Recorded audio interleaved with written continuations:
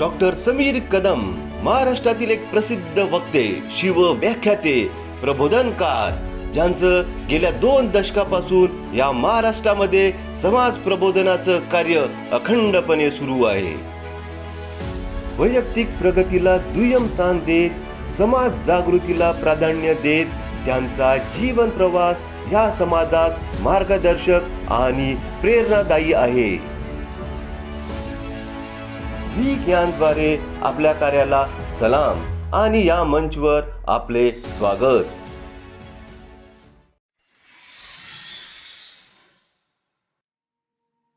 अशक्य ते शक्य करीती सायास कारण अभ्यास तुका म्हणे. नमस्कार, मी डॉक्टर समीर नागोराव कदम, मुक्काम सारकिनी, पोस्ट कान्हा, तालुका महागाव, जिल्हा यवतमाळ या छोट्याशा गावात माझा जन्म झाला आहे.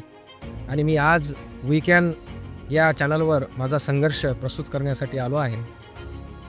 दोस्तो हो, माझं बालपण अतिशय सधन कुटुंबात माझा जन्म झाला आणि शिकावं मोठं व्हावं म्हणून वडिलांनी विविध ठिकाणी मला लहानपणीच शाळेत टाकले. माझ्या गावात फक्त प्रायमरी स्कूल होती. त्या माध्यमातून मला तेव्हापासूनच पर्यटन आणि विविध समाजातील लोक, विविध वेगळी परंपरा, वेगळ्या संस्कृतीची जाण लहानपणीच झाली आणि मी घडत गेलो. पुसदला जवळ शैक्षणिक नगरी असल्यामुळे मॅट्रिकला आम्ही स्थायिक झालो आणि मी अतिशय चांगल्या मार्काने मॅट्रिक पास केली. परंतु मॅट्रिक नंतरचं जे शिक्षण असतं ते सगळे मित्र जे होते आमचे, त्या मित्रांची वेगळ्या क्षेत्रामध्ये मित्र निघून गेले. तो एक जो सोबत चालण्याचा विचार होता तो भंगत गेला आणि मी मात्र इंजिनिअरिंग पहिल्यांदा आणि नंतर वैद्यकीय क्षेत्रात आलो आणि डॉक्टर झालो. 1995ला गावामध्ये मी प्रॅक्टिस सुरू केली. ऑलरेडी गावात 2 डॉक्टर होते, छोटंसं गाव आहे आणि मी 3रा डॉक्टर गावामध्ये आलो. जेमतेम प्रॅक्टिस सुरूच होती. परंतु त्याच वेळेस समाजामधल्या रूढी, अंधश्रद्धा, वैद्यकीय रूढी यांचा थैमान होतं. त्याच्यामुळे डोक्यात विचार येत होते. त्याच वर्षी 95ला मी अर्थकानात स्थायिक झाल्यानंतर लग्नाचा प्रस्ताव आला आणि त्या काळातली MA झालेली नांदगाव पंडेश्वरीतली मुलगी मला पसंत आली आणि आमचा नोंदणी पद्धतीने विवाह झाला. लग्नाचा खर्च टाळून आम्ही नोंदणी पद्धतीने विवाह केला. बदलाची प्रक्रियेची ही तर खरी सुरुवात होती असं मला वाटते. आणि त्यानंतर कौटुंबिक 5 भावंड, 1 बहीण आणि हा सगळा पसारा असल्यामुळं लग्न झाल्यानंतर विभक्त व्हा, ज्याचं त्यानं सांभाळा, हा जेव्हा मार्ग आला तेव्हा वडिलांनी सांगितलं की आपली शेती आपण करा. आपली शेती आपण करा म्हणजे शेतीला लागणारा पैसा हा तुम्हाला तुमचा उभा करावा लागेल आणि आता तुम्ही प्रॅक्टिकली करा. त्यानंतर मी हे शेती केल्यानंतर माझ्या लक्षात आलं की शेतीचं अर्थशास्त्र हे घाट्याचं अर्थशास्त्र आहे आणि शेतीसाठी लागणारा पैसा हा समाजातून आणावा लागतो. जर पैसे फिटले नाही किंवा नैसर्गिक आपत्ती आली, निसर्गावर अवलंबून असलेली शेती असल्यामुळं, तर शेती कर्ज जाईल आणि आपण कर्जबाजारी होऊ आणि कर्जबाजारी झाल्यावर हळूहळू आपली शेतीसुद्धा विकावी लागेल. ह्या विचाराचं द्वंद्व मनामध्ये चालू झालं आणि मी शेती पडेच ठेवण्याचा निर्णय घेतला. म्हणजे जे इन्कम एक होतं कोरडवाहू शेतीतून येणारं, ते इन्कम माझं बंद झालं आणि इकडे 2 मला मुलं झाली. पहिला मुलगा झाला आणि दुसरी मुलगी झाली. मुलांच्या शिक्षणाची स्टे झाली आणि आता आम्ही जशा एज्युकेशनसाठी अपडाऊन केलं तसं मुलांनी अपडाऊन करायचं की आपण अपडाऊन करायचा, हा दुसरा प्रश्न निर्माण झाला.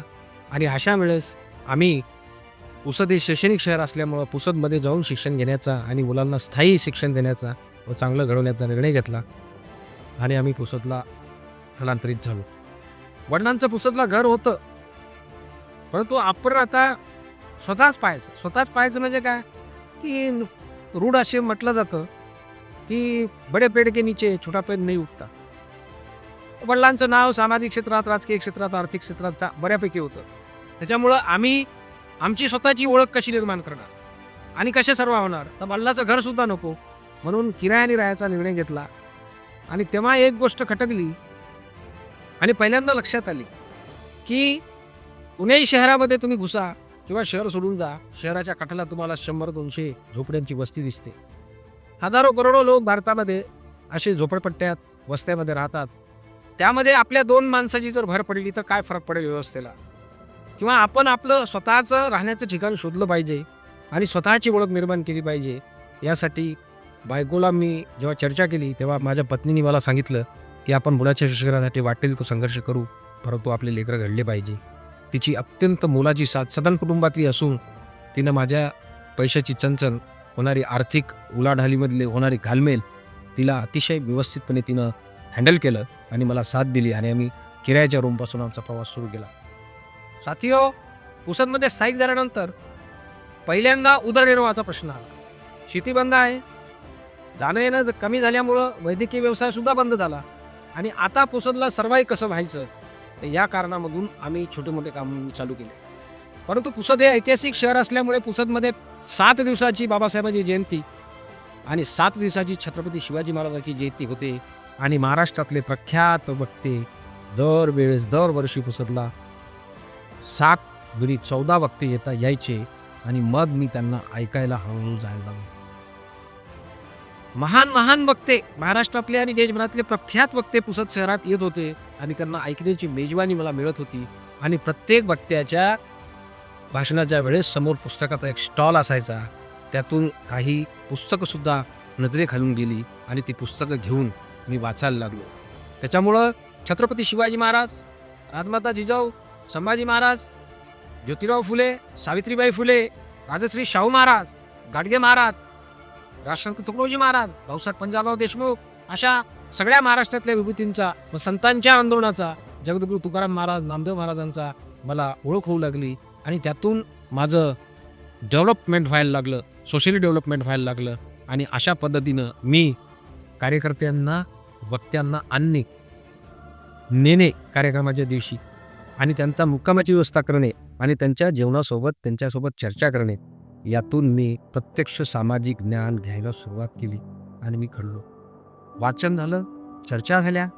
यानंतर आता मला लक्षात आलं की मी सायन्सचा विद्यार्थी आहे, मी साहित्यातून आलो नाही, परंतु बोलताना किंवा भाषण करताना जी शेरोशायरी किंवा त्यासाठी लागणारे रूपक गमक मला येत नाही.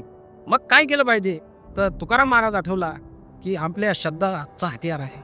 आम्हा घरी झालं शब्दाचीच रत्ने, शब्दाचीच शस्त्रे, शब्दाची यत्ने करून शब्दाची आमच्या जीवाचे जीवन, शब्द धन वाटू जनलोक. अशा परिस्थितीमध्ये गावात माझ्या रूढी परंपरा असताना मी मंदिर प्रवेश बंद होता, तो चालू केला.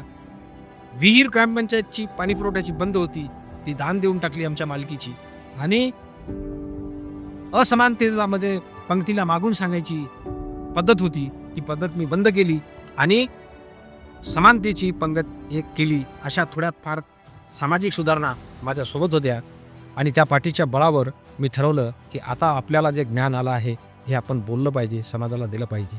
त्यातून पैसे कमावे ही अपेक्षा नव्हती, परंतु सामाजिक काम करायचं. सामाजिक काम करत असताना लोक म्हणतात समाजाचं जे काम करतात त्यांचे मुलं बिघडतात, परंतु मी ठरवलं आम्ही भी घडलो तुम्ही भी घडा. असं म्हणतात आम्ही बिघडलो तुम्ही बिघडा, नाही, आम्ही भी घडलो तुम्ही भी घडा आणि ह्या समाजाला घडवलं पाहिजे. म्हणून मी बोलायला सुरुवात केली आणि हळूहळू मला लोक छोट्या सभांना बोलायला लागले. माझी बोलण्याची स्टाईल, सांगण्याचं मार्मिक उदाहरणं आणि सांगण्याचं कसब हेच लोकांना समजून यायला लागलं आणि मी हळूहळू वक्ता म्हणून प्रख्यात व्हायला लागलो. मुलं शिक्षणात मॅट्रिक झाले, हायर एज्युकेशनची गोष्ट आली तेव्हा हायर एज्युकेशन झाले, नंतर गाड्या घोड्याची गोष्ट आली, आर्थिक आपलं चालू होतं. अशा परिस्थितीत 40 रुपये रोज, 1200 रुपये महिन्यानं पहिली मोटरसायकल मुलाला घेऊन दिली. 50 रुपये रोज, 1500 रुपयानं मुलीला गाडी घेऊन दिली आणि दोघांचंही उच्च शिक्षण चालू होतं. मुलांना घरात पुस्तकाचा व्यासंग, संतांच्या वाण्या आणि आई शिक्षित असल्यामुळं आईचं मुलांचं करिअर घराण्यावरचं लक्ष, त्याच्यामुळे माझी मुलं अतिशय जोमाने शिकली आणि माझा मुलगा BSc झाला, BSc नंतर MSc झाला, MSc नंतर तो PhDसाठी क्वालिफाईड झाला. नंतर त्याने सेट ही महाराष्ट्राची परीक्षा पण केली. माझी मुलगी BSW झाली, चांगल्या मार्गाने MSW झाली. आणि कोरोनाच्या काळामध्ये 2 प्रश्न माझ्यासमोर आले. प्रश्न होता शेती डेव्हलप करायची, कारण आता काम नाही आहे आणि समाज प्रबोधन सुद्धा बंद आहे, कारण कोरोना आहे. त्या पिरियडमध्ये मी शेती दुरुस्त केली आणि ती कॉन्ट्रॅक्टनं द्यायला सुरुवात केली. हळूहळू शेतीचं इन्कम सुरू झालं आणि माझी मुलं मला जे रिझल्ट देत होती त्यातून मला आता त्यांच्या कॅरियरचे वेध लागले होते. अशा वेळेस मुलीला स्थळ आलं आणि मी चांगला टॅलेंटेड मुलगा बघून माझी मुलगी दिली. आज माझा जावाई पटवारी आहे आणि मुलगीसुद्धा नोकरी करू शकते, इतकं तिचं एज्युकेशन आहे. परंतु दोस्तो हो, असं लोक म्हणतात की समाजामध्ये काम करणारे ते कार्यकर्त्याचे लोक बिघडतात. तर माझे दोन्ही मुलं घडले आणि याच्यामध्ये सगळ्यात जास्त वाटा आमच्या पत्नीचा आहे. आणि समाजामध्ये काम करत असताना विलास कांबळे नावाचे ग्रामसेवक जे माझ्या गावाला आले होते, त्यांनी मला ही व्यवस्था समजून सांगितली. त्यांनी मला शहराकडे चला, अतिशय उत्तम विचार ठेवा आणि तुम्ही तिकडं कसं केलं पाहिजे, सिम्पल लिव्हिंग, पण तुमची हाय थिंकिंग कशी राहिली पाहिजे, या दृष्टिकोनातून त्यांनी मला मार्गदर्शन केलं. समाजामध्ये देशभर प्रचार करण्याचा मौका मिळाला. 3,500 रुपया मानधनावर मी एका संघटनेमध्ये 10 वर्ष काम केलो, कारण तो बेस होता. आणि त्यांच्यामुळं लोकसुद्धा मिळायला गेली, समाजाची व्यवस्था मिळायला गेली. आमचा काळ अतिशय चांगला काळ होता. आता या जनरेशनमध्ये तो काळ राहिलेला नाही. शेतकऱ्यांच्या विषयावर शेतकरी रस्त्यावर यायचा, शेतकऱ्याचं फार मोठं आंदोलन महाराष्ट्रात होतं. विद्यार्थ्यांच्या प्रश्नावर विद्यार्थी रस्त्यावर यायचे, महाराष्ट्रात विद्यार्थ्यांचं फार मोठं आंदोलन होतं. आज शेतकरी लुटला जातोय, विद्यार्थ्यांचं नुकसान होतंय, आरक्षणातून नोकऱ्या गेल्यात, सगळे नोकरी करणाऱ्यांचे अधिकार गेलेत, तरीही आंदोलन होताना महाराष्ट्रामध्ये दिसत नाही. त्याचं कारण नवीन पिढी या देशाची व्यवस्था आणि आपला येणारा जो भविष्य आहे याच्यासाठी जागरूक नाही आहे, भलतीकडेच वळलेली आहे किंवा वळवण्यात आलेली आहे. म्हणून समाज प्रबोधन करण्याची आवश्यकता आहे. म्हणून मी हे कार्यक्रम भारतभर केले. भारतभर मी जवळपास 8 राज्यामध्ये संघटनांचा प्रचार केला.